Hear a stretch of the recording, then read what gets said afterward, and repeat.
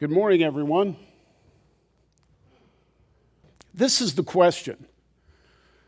How do organizations train their staffs, their personnel, in how to deal with the unthinkable? What happens when someone comes in with a weapon and intends to murder numerous people?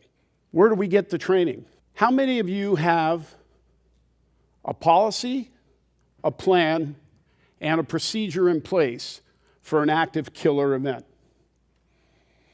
1, 2, 3. That's good. And you notice I use the term active killer. And the reason I use the term active killer is that these people don't always use guns. And frankly, active shooter is a much too gentle term for what these people do. They're cold-blooded killers. In most cases, they have a plan. They go through a recognized 5-step process for active killer events. Shooters are, in some cases, Olympic athletes. Shooters are any sportsman or sportswoman that hunts. Shooters are people that shoot target practice for a hobby. These people are killers. And as I said, they don't always use guns. Franklin High School in Pennsylvania, 22 people were injured or killed in less than 5 minutes by a boy with 2 large kitchen knives. So, if you don't have a policy, a plan, and a procedure, you need one. In 2015, there were 330 active killer events. So far this year, there have been more than 180. With those statistics, how can we say that this is not a foreseeable event? Unpredictable? Yes. Unforeseeable? No. And every employer, every educator, every educational administrator has an obligation to protect their students, their staff, and their employees from foreseeable dangers. So, think about how you answer this question. This is the police memorial in Washington, D.C. How many of you have visited that? It's a moving experience, just as all of the war memorials are in Washington, D.C. And the reason that this is significant to Alice is that Aubrey Hawkins, whose name you see there, was a police officer in Irving, Texas. Officer Hawkins responded to a robbery call in which 7 suspects were in the process of restraining all of the employees in a very large sporting goods store. He was the first on scene, and he began a tactical entry to the site. He was confronted by one of the criminals and died in a gun confrontation, a gun battle. This was around the holidays in 2000. And on Christmas Eve, Greg Crane, the founder of Alice, was visiting with some family and friends at his home. And as it often happens when a police officer loses their life in the line of duty, it has an emotional impact on the community. And Greg and his fellow members of the community and as colleagues in law enforcement were no different. And they were talking about the tragic loss of Officer Hawkins. And Lisa mentioned something about the danger that police officers face every day. And then Greg made the observation that he's more concerned about her regarding the recent shootings that have occurred in workplaces and schools. And so he asked Lisa, what protection do you have? He said, I have training, I have weapons, I have ballistic vest, but what do you have? I mean, what do you do if somebody comes to your school with a gun and starts shooting people? And of course, what do you think Lisa said? She said, we'd lock down. And Greg knew what the lockdown entailed, so he said, what do you do when the killer comes into the classroom? And Lisa's response was, Greg, we don't have a plan for that. So he thought about it in the weeks following, and Greg was a SWAT team leader in his own police department. And he thought, that there has to be something better that we can do than to just tell everybody to lay down or sit down in the classroom, lock the doors, and hope for the best. So he used his training, knowledge, and experience, and he started with the lockdown. And he thought, what could we do besides lock down? And he thought, teach people to barricade. Make the classroom a hard target. We can't harden schools to the degree that they're not open, welcoming places. They have to be for education to take place. But in that instance, there are immediate things that we can do to harden the target. We can move desks. We can move large cabinets. We can tie things to doorknobs. We can stack any objects that we can to obscure vision from windows.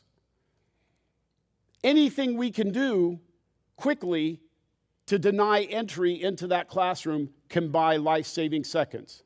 So he thought, all right, instead of a regular lockdown, we'll do an enhanced lockdown. We'll barricade. And then we'll teach people to prepare to counter.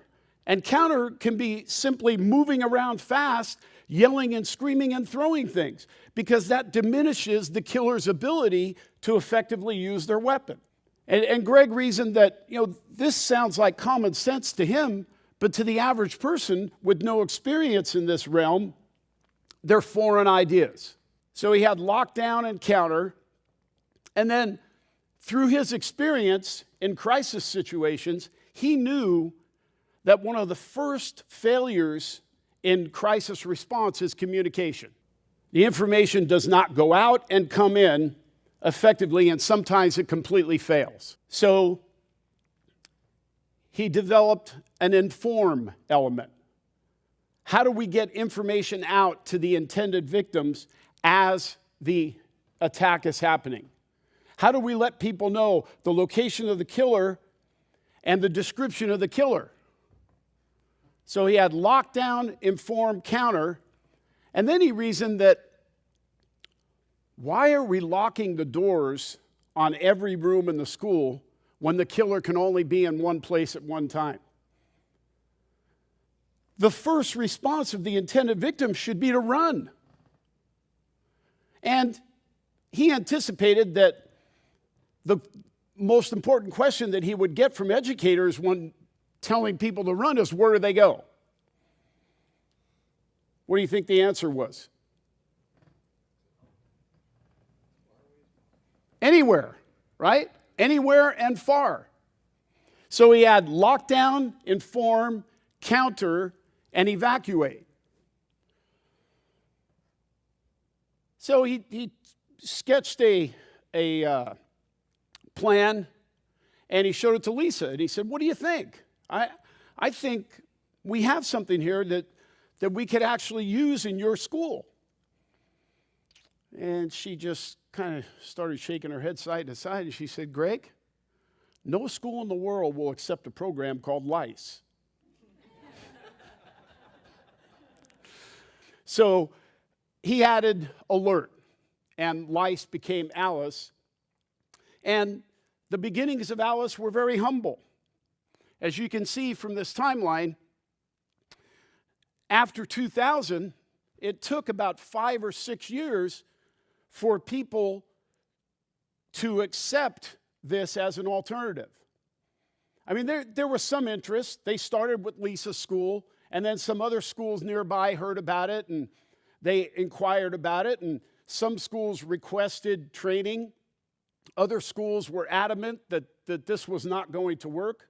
And for the first 5 or 6 years, there were very harsh critics. And one of the reasons for that I learned in my experience in my second career as a high school administrator is change is not something that educators welcome. So it's easy to fall into the rut of, well, this is the way we've always done it, so it hasn't been a problem. And besides, it probably won't happen here. We can't say that anymore, ladies and gentlemen. Not with almost 350 incidents last year and more than 180 this year. We can't say that anymore. So, as you can see from the timeline behind me, it doesn't start in 2000. It goes all the way back to the 70s through the 90s. Why? Does the term going postal sound familiar to anybody? Postal employees started going into work and shooting people. And also, in the late 60s and into the 70s, we had problems with domestic terrorism. And then some of those attacks morphed into individuals walking into places unannounced, killing people. McDonald's of San Ysidro, California. A guy walked in with firearms and just started killing people in the McDonald's. We were aghast. How could somebody do that? And those events have increased with alarming frequency since then. So, from 2000 to about 2005, progress was slow. Because Greg was trying to get people to understand that lockdown is a single passive response, and it has its place. If you have a police action near the school, locking people down makes sense. If you have a rabid dog loose on the schoolyard, locking people in makes sense. But when you have a murderer on campus whom you know is looking for people to kill, locking people in makes no sense.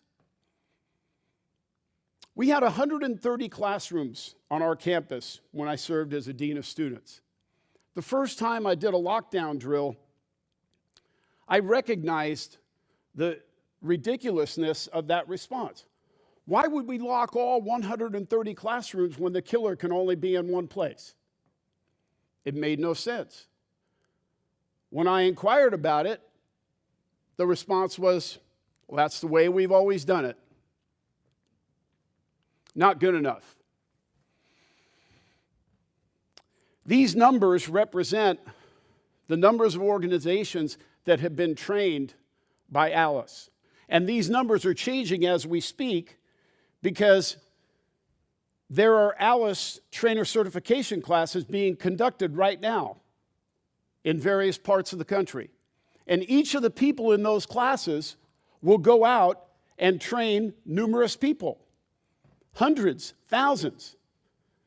And that's how we've gotten to between 20 and 30 million people trained to this point.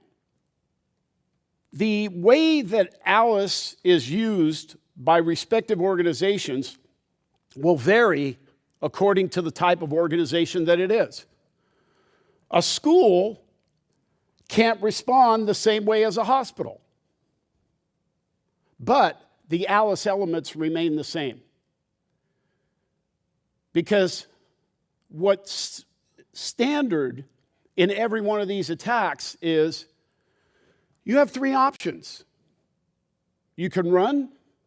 If you can't run, you can harden your area, you can barricade and prepare to counter. And when face to face with the killer, that's a moment of decision. You have to do something.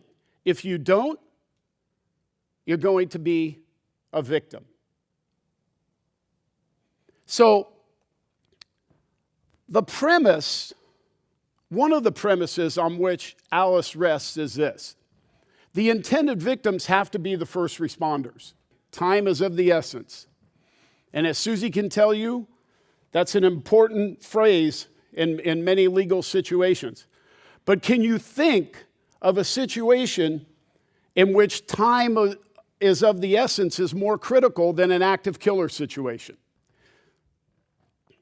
These things happen everywhere. And this is fallacy one. It won't happen here. I said a few minutes ago, we can't say that anymore. They're happening too often. And if you look at the list behind me, look at the types of organizations and just the few examples of each organization. And each of those lists can be extended by far. Sadly, in each of those incidents and the ones that could be added to each of those lists, innocent victims have died.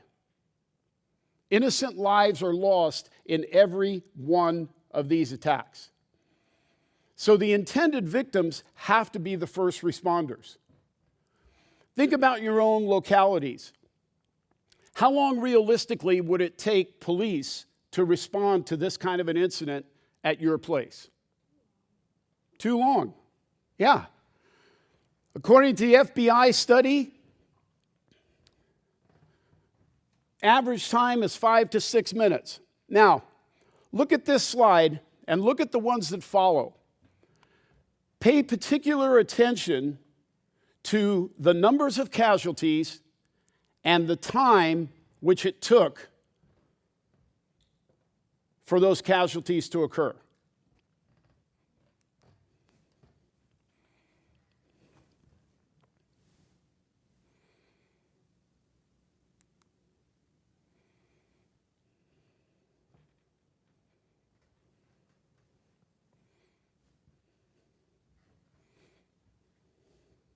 Can you think of a more heartbreaking incident than the Sandy Hook tragedy? Who could have ever imagined that 6 and 7-year-old children would be massacred along with their teachers in their elementary school?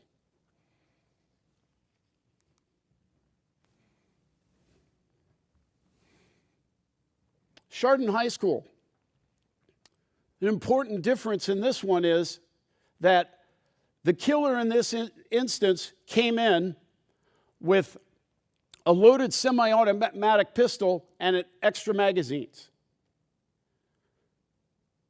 The reason this incident only lasted 47 seconds is that the gentleman you see in the inset on this slide, Coach Frank Hall, screamed at the killer as he started to shoot. The killer responded to Hall by running. And Hall chased the killer until he exited the high school building, went out into the street, and eventually was apprehended by police approximately 45 minutes later. In 47 seconds, 3 students died and 3 students were injured. The casualty count would have been much higher had Frank Hall not intervened. The intended victims have to be the first responders. And the intended victims have much more power than you might think they do. Tucson, Arizona, intended victim intervention. Similar situation. The killer showed up. By the way, this killer suffered from severe schizophrenia. He had written a letter to Gabby Giffords. He got the typical form letter thanking him for his concern, and he took that as a snub. And in his mind, he had to avenge that snub, so he decided to go to the meet and greet that Congresswoman Giffords was holding with her constituents at this shopping center, and he started shooting people. He emptied his first magazine, and when he released the magazine from the pistol, a woman who had been superficially injured by one of the bullets grabbed his gun hand, pushed it down, and said, "No, no more." And in the next instant, a gentleman who was a retired military colonel, picked up a chair and hit the killer across the head and neck with a chair. And then other people, other intended victims, became empowered and they helped subdue the killer.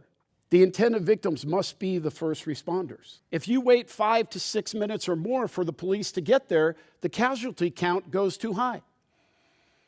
And most law enforcement officers will tell you that's the most frustrating aspect of these attacks. We simply can't get there soon enough. Aurora, Colorado.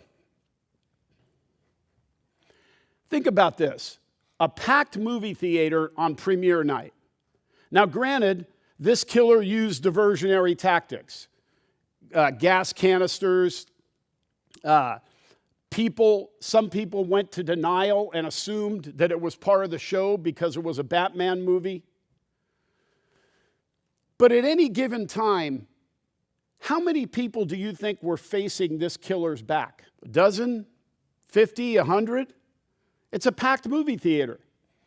Had those people known that 5 or 10 of them could have simply rushed the killer's back and knocked him down, lives would have been saved.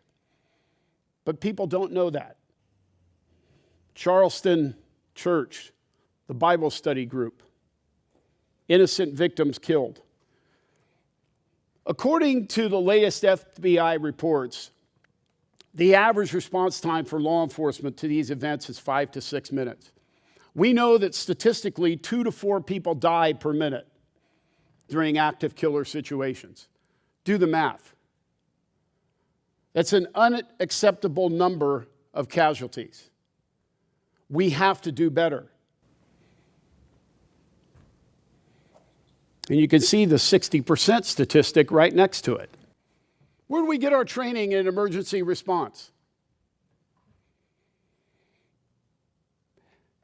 How many of you have ever been in a hotel in the middle of the night and the fire alarm goes off? Yeah. Wonderful experience, isn't it? So what happens when the fire alarm goes off in the hotel in the wee hours of the morning? Everybody walks outside. And how are they dressed? Various states, correct? Various states of attire. And they're all doing what we used to refer to as the Thorazine shuffle, right? Half groggy, half awake, but we know what to do. Where did you first learn what to do in response to a fire alarm? Grade school. Quickly, orderly, and quietly. If you live in other parts of the country, you also get trained in earthquake response, starting in kindergarten, tornado response, hurricane response. What kind of training do people come out of 12th grade with to respond to an active killer? Lock the door, sit down or lay down, and hope for the best. Lock down, lock down. During an intruder alert, be sure to shut the blinds.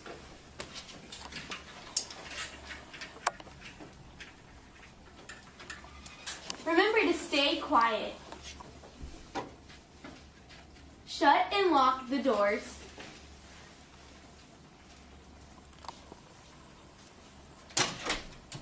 Move to the wall farthest away from any windows or doors.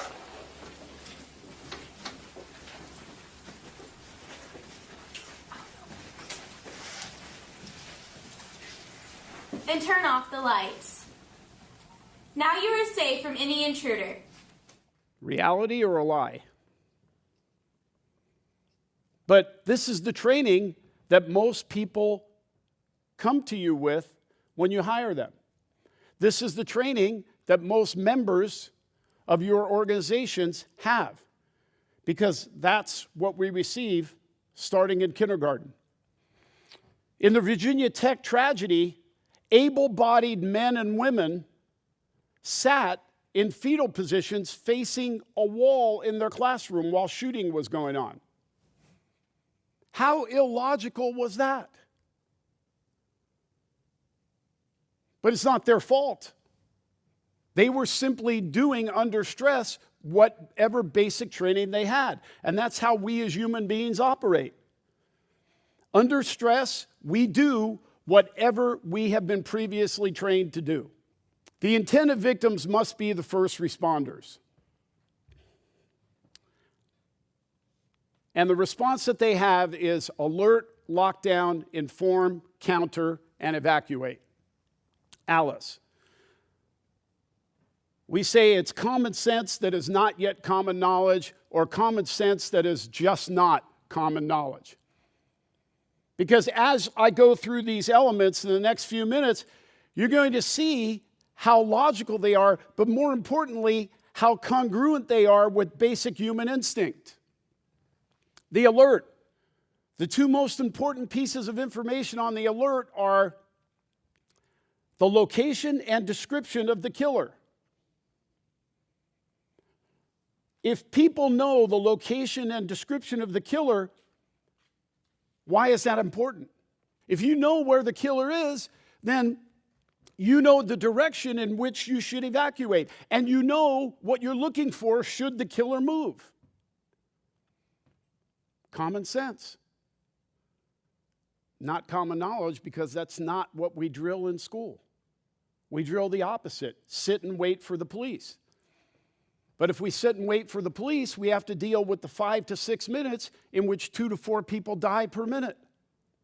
Not acceptable. Simply not acceptable. We use any technological means available to us to accomplish the alert.